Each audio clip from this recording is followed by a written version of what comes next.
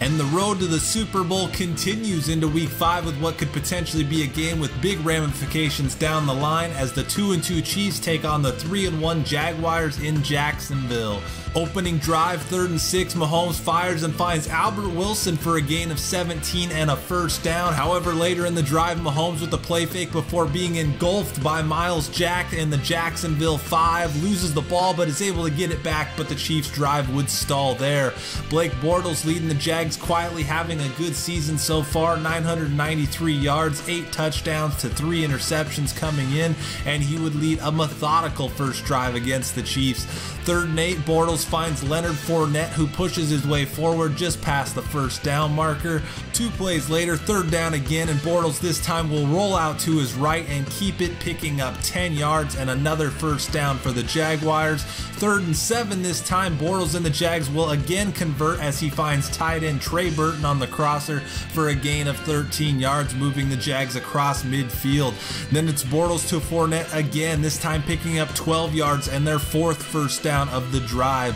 Jaguars faced with yet another 3rd down, this time 3rd and inches, and it's going to be Leonard Fournette cutting it back, picking up the first down and driving his way to an 11-yard gain and a 1st and goal at the 8-yard line. Then next play, player 2 enters as Chris Ivory gets the carry in from 8 yards out, finds the end zone for his 2nd touchdown of the year. So the Jaguars' first drive goes 79 yards in 15 plays and takes nearly 8 minutes off the clock. But then on the extra point, it's Shelby Harris squeezing through the line to block the kick, and Charles Gaines is right there to scoop it up, and he is off to the races. Nobody's going to catch him, so a 7-point score turns into a 4-point score as the Jags now only lead 6-2. After a Chiefs punt, first play of the drive, Bortles drops back and immediately looks to scramble, picks up the first down, but then loses the ball, which is scooped up by Justin Houston. Chiefs take over at the Jacksonville 40-yard line. Next play, Mahomes with the play fake and rolls out to his right before firing downfield to Chris Conley, who holds on to the catch despite the big hit. Pickup of 28 yards, but the Chiefs would be forced to settle for a field goal. Also on the play, Conley would separate his shoulder and miss the rest of the game. Jags still lead 6-5. Next Jaguars possession, 3rd and 10, and Blake Bortles is going to throw it deep to a wide open D.D. Westbrook, but it's bobbled and dropped on what would have been a sure touchdown. Jags would have to punt. Fast forward to later in the 2nd quarter, Chiefs offense still looking to get it going, and it's Spencer Ware taking the carry for 14 yards and a first down near midfield. 2 plays later on 3rd and 3, and this time it's Kareem Hunt with the carry on the inside handoff and up the middle for 11 yards. Chiefs would go backwards from there, and on 4th down, it's Butker lining up from 58 yards out, and he buries it as the Chiefs make it 8-6. Jacksonville looking for points before half, and on 3rd and 5, Bortles is able to find Allen Hurns for 14 yards across midfield and at the edge of field goal range, but 1 play later, Bortles drops back to pass, and a breakdown in protection leads to Justin Houston coming unabated and taking down Bortles, who stays down clutching his wrist, and he would not return to the game. That brings in backup Colin Kaepernick, who on his first snap suffers the same fate, being taken down by Raheem Nunez-Roches for the loss. Chiefs would go to half with an 8-6 lead. First play of the 2nd half, and Kaepernick is able to complete his first attempt, hitting Allen Hurns on the screen, who then picks up 16 yards. Next play, Kaepernick finds former Chief tight end James O'Shaughnessy for a gain of 7 near midfield. Then it's Kaepernick again finding O'Shaughnessy, only for a gain of 3, but another Jaguars first down, so Cap is off to a sharp start. However, the Jags drive would stall there. After another Chiefs punt, Kaepernick continues to be sharp, dropping a pass right into the arms of Allen Robinson for a gain of 26 yards. Then on the next play, Leonard Fournette, who had been bottled up to this point, puts the Chiefs defense in a spin cycle, not once but twice, taking the carry 41 yards to the house to put the Jags in front 13-8. Chiefs would make their way back into Jaguars territory, but then on 3rd down from the 39, Mahomes looks, runs into Kareem Hunt, breaks a sack and tries to escape, but is eventually taken down by by Marcel Darius for the sack. Chiefs would be forced to punt.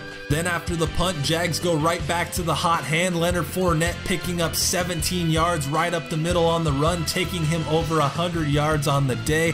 Next play, it's Fournette again, this time off the left side, picking up 14 yards and another Jaguars first down across midfield. Next play, it's Kaepernick faking to Chris Ivory and then finding the long snapper Colin Holba for his first career catch, picking up 14 yards. However, the Chiefs would hold, forcing a Wayne Lutz field goal attempt from 49 yards out, but for the second time, it's blocked. Raheem Nunez-Roches scoops up his own block. Kaepernick misses the tackle. O'Shaughnessy dives and misses, and the big fella nicknamed Nacho blocks the kick and then scoops and scores from 61 yards out to give the Chiefs the lead. Chiefs would not get the 2-point conversion, so the score at the end of 3 is 14-13. Ensuing drive, first play of the fourth, Kaepernick looks lost in the pocket but then uses his legs, spins away from a tackler, and is across midfield for a gain of 33 yards to start the drive. Next play, Kaepernick isn't done, again using his legs, puts a move on Bennett Spearman before Reggie Ragland slams him down, but not before a gain of 22 yards. But with the good also comes the bad, and this is where things got really bad for Colin Kaepernick and the Jaguars. After a false start, Kaepernick looks to pass, starts to roll right, but goes backwards and just keeps going back. He can't outrun Justin Houston, who wraps him up, forces a fumble.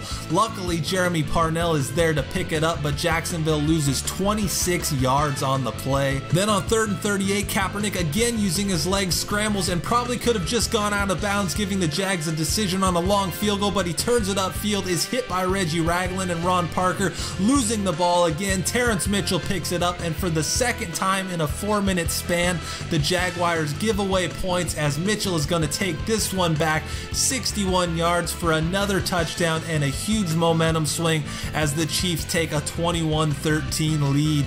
Still a one-game score though. Kaepernick drops back and is able to find a diving Allen Robinson for a pickup of 13 yards and a first down. Then on 3rd and 7, it's Kaepernick finding Robinson again, this time for 12 yards and another first down for Jacksonville near midfield. Next play, Kaepernick looking to totally redeem himself, looks to pass but tucks and runs up the middle and finds plenty of room to roam for his second 33-yard run of the fourth quarter, putting the Jags in a position to tie. But immediately following the big run, what did we talk about with the good and the bad? The bad returns as Kaepernick play fakes, scrambles to his left, and instead of going down, tries to juke and meets the great wall of Tano Passanio.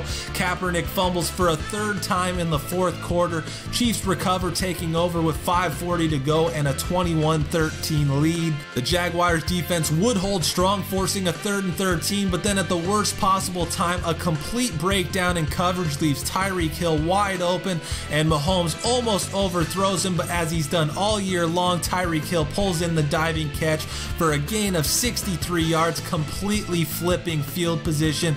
2 plays later, again on 3rd down, and it's Mahomes to Tyreek Hill, who picks up 7 and another crushing first down for the Chiefs. Jags would keep the Chiefs out of the end zone, but with under 2 minutes to go, a field goal all but seals it, and Butker from 18 yards out is good. Jags would add a field goal of their own, but it wouldn't matter, as on a day where Jacksonville holds the powerful Chiefs offense to just 238 yards and no touchdowns, they just throw the game away, turning the ball over twice in the fourth quarter deep in Kansas City territory and giving them 15 points off a blocked extra point return for 2 and 2 touchdown returns of a blocked field goal and a fumble. So Doug Marrone and the Jaguars have to be kicking themselves in what could be a big game down the line when you think about tiebreakers, as they fall to 3-2, tied with the Chiefs, who look to extend their 3-game winning streak to 4 as they travel to Arizona next week to take on the 0-5 Cardinals. Alright guys, so definitely an interesting game there. That was almost like a bizarro all Madden game where I ended up catching all the breaks in the world that usually end up going the CPU's way. But the Jaguars defense definitely lived up to the hype. As mentioned before, I only gained 238 yards and almost 80 of that was on that final drive of the game. I'd definitely be interested to see how a matchup with them would play out down the line if I was to meet them in the playoffs. But another big win, and we're going to head into the news feed here because we do have a new draft story featuring strong safety Curtis Reinhardt, who had a big pick 6 for LSU this week. So I'll head into scouting and we're going to add him to the draft board. I don't think I'm actually going to scout him though, because I don't really need a strong safety. I have Eric Berry and just drafted Tamario Wofford as well. But we're going to continue to take a look at wide receivers here, which is like corner, seems to be a pretty weak class with just not a lot of value outside of those first couple rounds. More undrafted talent here. So we're going to head back to corners, but like I said, it just seems like a really weak class where all these guys have is C's for their ratings, and just overall a really lackluster week of scouting here. Moving on, I did suffer a fairly significant injury in that Jags game with Chris Jones, who is our left end. He suffered a shoulder tear and is going to be out for 3 more weeks, and he's going to end up being replaced by Raheem Nunez-Roches, who you saw in the highlights with the blocked field goal, and he also had a sack in that game as well, and we're hoping he can hold us over for those 3 weeks. Moving on, we're going to take a look at our next opponent in the Cardinals. They have Carson Palmer still at quarterback, but he's older and rapidly declining. David Johnson and Adrian Peterson at running back, so a nice tandem there. Not much going on at wide receiver. A couple of decent tight ends here in Gresham and Wilson. A nice rookie left tackle there in Wolf, but overall their offense looks pretty much supremely average. Derek Wolf and Easley at the ends, pretty good tackles there. Their defense is definitely better than their offense with Chandler Jones, Patrick Peterson, and then the Honey Badger, and then Tyvon Branch also on the back end. But overall, it seems like they have a pretty weak roster, and that makes sense being that they're 0-5 and they seem to be rebuilding. But with that being said, we're going to head into some news from around the CFM, starting with this week's scores. Ravens are able to get their first win of the season against the Bengals, winning 31-24. Giants also earning their first victory, upsetting the Saints.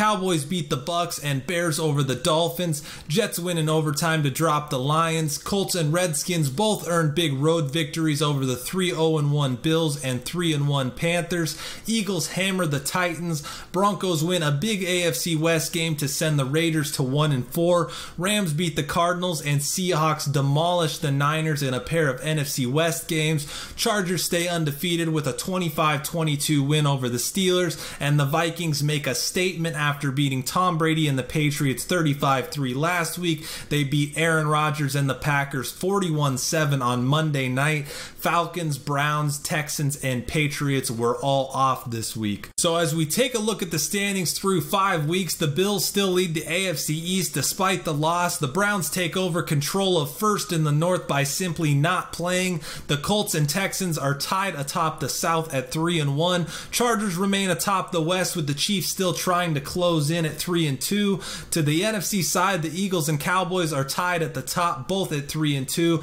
Vikings take the lead in the North after back-to-back beatdowns. Falcons are big winners despite the week off as the Saints and Panthers both lose. NFC West starting to sort itself out with the Hawks in first at 4-0-1, with the Rams nipping at their heels at 4-1. After returning from injury himself, Sam Bradford took over for an injured Alex Smith and takes home this week's AFC Offensive Player of the Week award.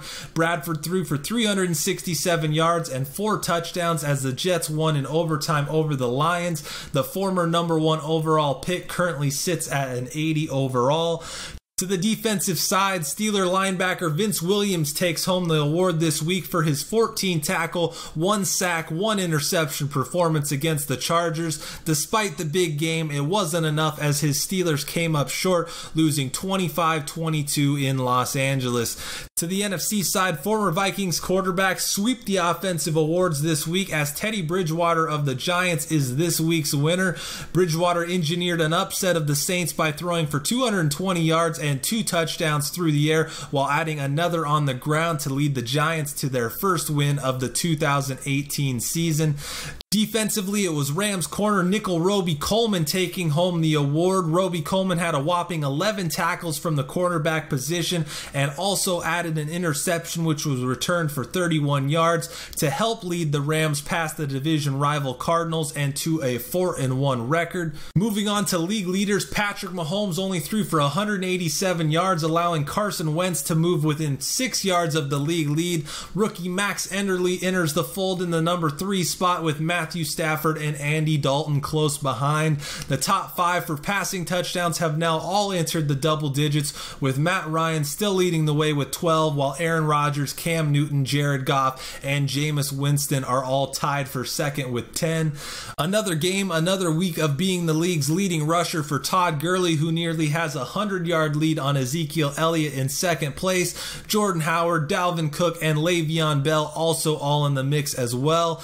Chris Carson adds 3 more rushing touchdowns to extend his league lead, and he currently sits at 9 through 5 games. The Rams feature a pair of backs in the top 5, with Todd Gurley tied for second with 6 and Mike Gillislee one behind with 5. Tyreek Hill was held under 100 yards for the first time this season, but still holds a 230-yard lead on second place with 656 yards receiving through 5 games.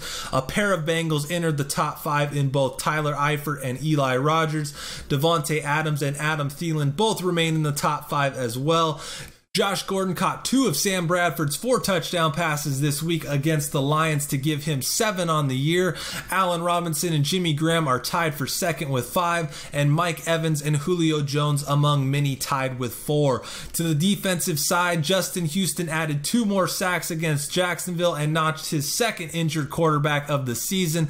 Adrian Claiborne, Carl Lawson, Brandon Graham, and Myles Garrett round out the top 5. This week's interception leaders look very much like the last, with the lone new face being Seahawks safety Cam Chancellor, who recorded his 3rd pick of the season in the 42-3 drubbing of the Niners in San Francisco. Jason Verrett still leads the way with 4.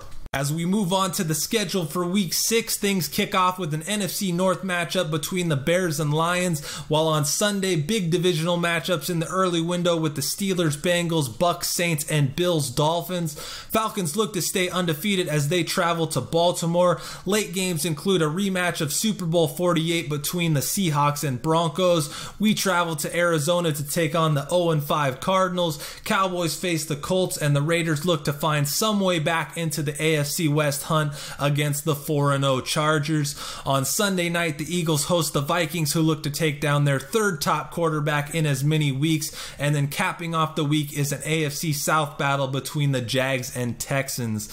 That's going to do it for this week's action. Join me again next video as we look to move to 4-2 against the 0-5 Cardinals. We also have a bye following next week's game, so the next video will feature 2 weeks worth of league news following the highlights. But I hope you guys enjoyed this installment of the Road to the Super Bowl, and as always, thanks for watching.